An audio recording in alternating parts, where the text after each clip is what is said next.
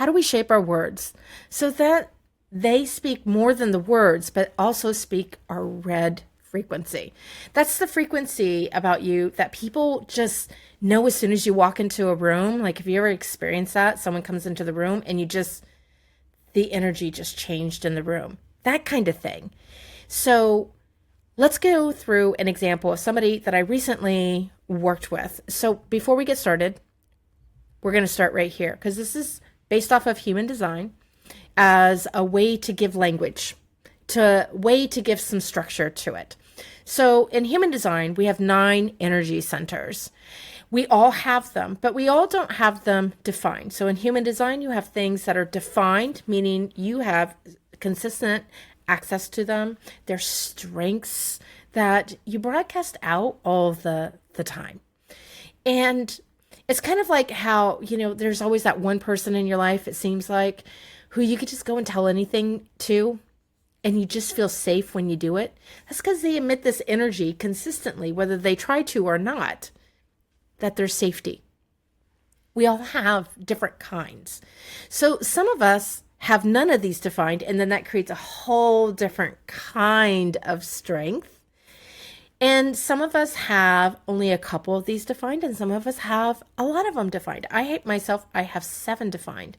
And that doesn't mean it's better or worse, because I recently worked with somebody who had only 2 defined, and they had so many awesome things because of that were different from my awesome things because I have 7 defined. So we're all winners here. So I don't want you to feel like that. But these are things that call out, we broadcast out. So I was working with somebody who had these defined, and they were trying to figure out, they got the Ideal Client HD report and identified what frequency they were leading with. And it was one that they had defined. They were leading with this ajna. And then I went through and I looked at everything that they had given me, from their intake form to their content to their offers, and what they're trying to go for, who they're looking to work with, and what's their next step, and which offer would they like to align this to. And from there, I pull up their design and I start matching which one of these would work best for all of those things coming together, because it's not just simply, hey, you've got 6 of these centers defined, let's just pick one and go with it. You can do that, but I don't know that you would get great results. I looked at all the strengths, the offer, and not just the offer, the first touch point of that offer, and then who they really wanted to work with. And it's a combination of all of those things that comes together to figure out what it is. And so I think this person's example is going to be a good one because of something that happened in our conversation when we were reviewing the report. So they are leading more from the ajna conceptualization, and my recommendation for the red frequency was the solar plexus.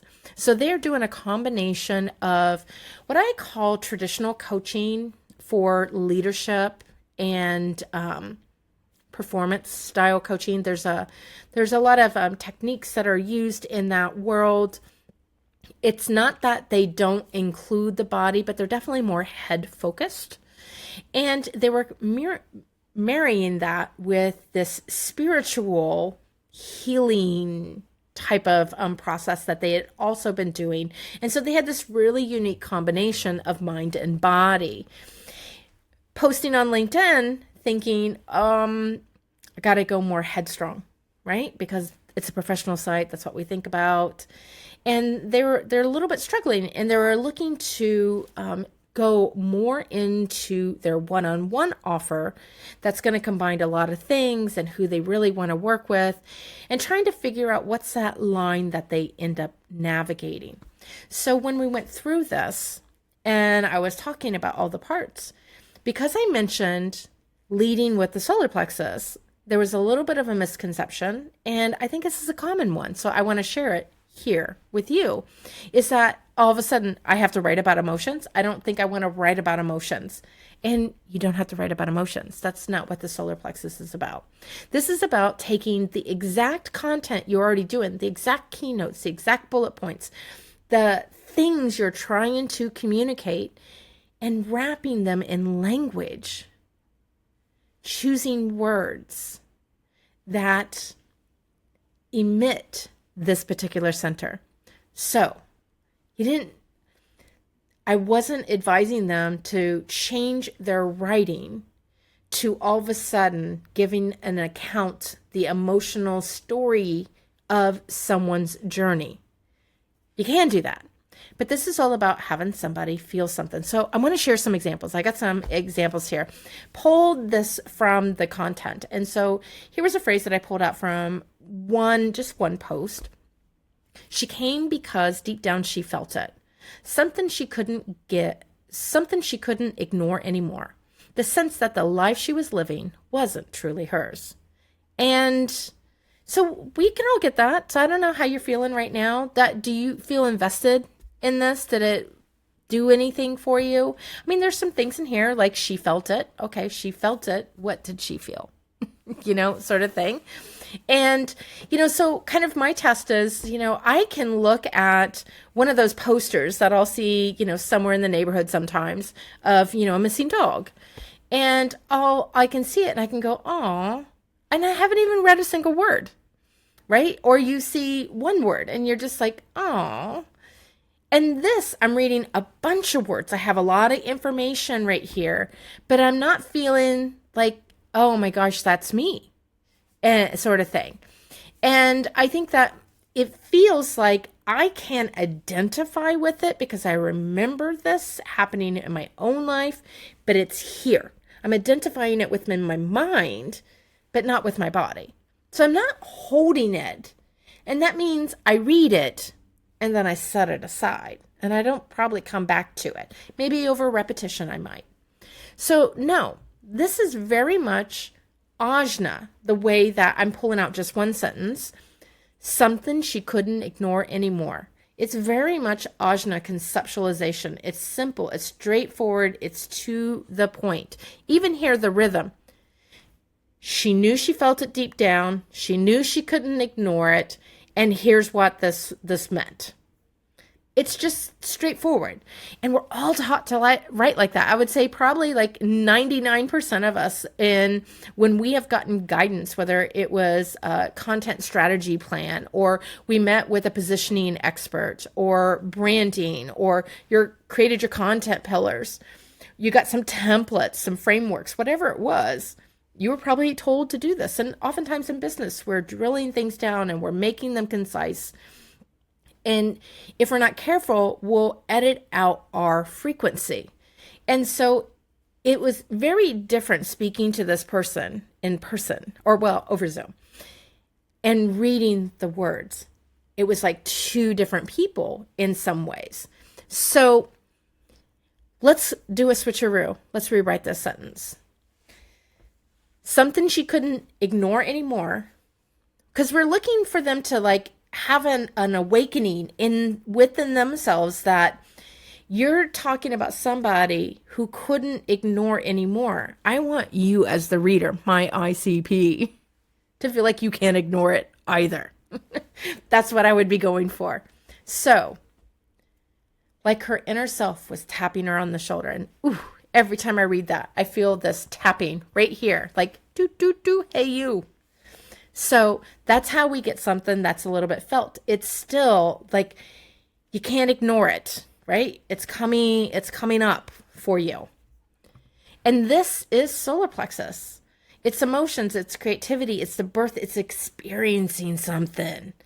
Like her inner self was tapping her shoulder. So if we read it all together, she came because deep down she felt it. Like her inner self was tapping her shoulder. The sense that life she was living wasn't truly hers. So I feel like that tapping, even just changing one of these lines, brought something extra to it. And we can give a different example. Here's another one from a different post. She had everything on paper, but inside she was at a crossroads. So intellectually, I can understand that, right? Like, so this is the woman who is probably, by all means, successful, has the right title, probably has the right income, has the right house, has the right family, has all the things, goes on vacation and all of that stuff. But inside, probably wondering, is this really what I want? And this is me intellectualizing it. And, if you think about everything that I just shared when I repeated this back, they were very much the same kind of language, more in your mind, less in your feeling in your body. And I know, as somebody who was this person at one point, and I've known many others, it was something I felt so much within me that it was just a lot to handle on the inside sometimes. I felt like I was going to be a pressure cooker about to explode, right? And I've talked to other women who've experienced this exact same thing. So I think we can reach out to this part of what's alive within us. So if I rewrote it, I would write it this way. Her professionalism was seamless, but inside, her stomach twisted, waiting for clarity that never came. And I'm going to tell you a few things in here why I would pick these words on it. Her professionalism was seamless. And if you read that, that's almost like sing-songy. Her professionalism was seamless. It's a smoothness. But, there's a hard but. Inside died. These are harder consonants. But inside, her stomach was twisted, waiting for clarity that never came. And so there's this little bit of extra punchiness in there, especially twisted is a word that always catches me. And so what we did was we took the person on a journey, even though the words mean the same thing, right? We took them on it was smooth, but inside was turmoil, right? So you can pick words that kind of give evoke this, but it's also, we're not just saying it was a crossroads, which I think of a crossroads, I can think of an intersection, right? But no, this was like stomach twisted. It was like, we all know that, that last time that we ate something or something didn't sit right with us, or we didn't for me, it was, I wish I didn't have to go to work tomorrow. That twistedness that was in there, that gut, not wanting to do it, right? And then also that, waiting. And I'm hoping that something appears, but yet nothing seems to become appearing. So I'm kind of left with this okay, I know that everybody thinks I'm good, but I feel like crap inside.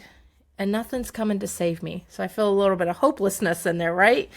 So this is this is for sure a lot more solar plexus.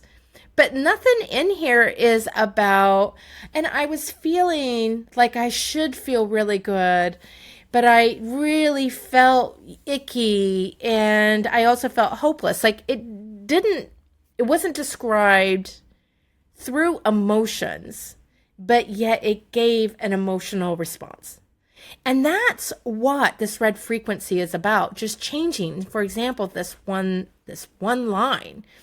Having this, it doesn't even have to be every single line in your content, but the one line, and how it can get that person to connect with it. Because if you remember, when I said this was me, I, sitting there thinking, I don't want to go to work tomorrow. How do I change this? I feel trapped in what I'm stuck in. And as soon as, as opposed to at a crossroads, crossroads, you can figure those out, sort of thing. But if I read stomach twisted, I'd be thinking, oh my gosh, that was just me yesterday. I would start to see myself. It would take me out of the ordinary way of just telling me something from an observer effect and bring me into the story. Now, of course, this is only if the solar plexus is your frequency center. Sometimes the ajna is the frequency center, and that means you write about things in a different way. But this is just one example of somebody that I was working with. And I wanted to give you some insights into this red frequency, what I'm doing in these ideal client HD reports. I'll put a link here if you're interested in getting them. But I also have, if you're not interested in human design, you've watched this and you're wondering, I also have something for you. It's called Awaken Your Content. And it's a way that you can do this without actually pulling up your human design chart, but you can go through it, and through a series of journaling prompts, you can go through and answer the questions and help you point towards what your red frequency very well probably is.